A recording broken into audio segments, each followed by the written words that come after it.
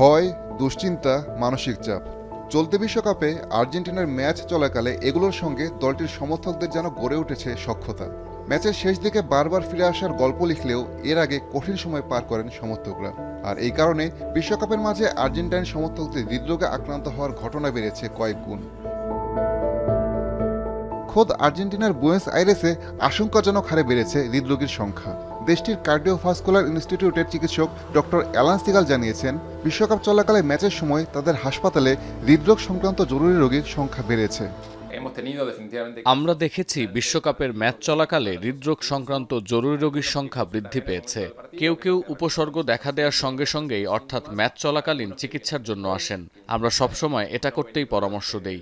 আবার কেউ কেউ ম্যাচ শেষ না হওয়া পর্যন্ত অপেক্ষা করেন, ফলে হাসপাতালে পৌঁছানোর সময় তাদের শারীরিক অবস্থা আরও জটিল হয়ে যায়।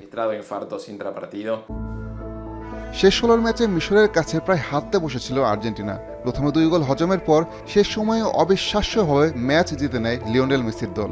সেদিন অল্প সময়ের ব্যবধানে বেশ কয়েকজন হৃদরোগী ভর্তির কথা জানান এই চিকিৎসক। বিশ্বকাপ দেখুন বায়োস্কোপ প্লাসে, সব নেটওয়ার্কে, সব ডিভাইসে।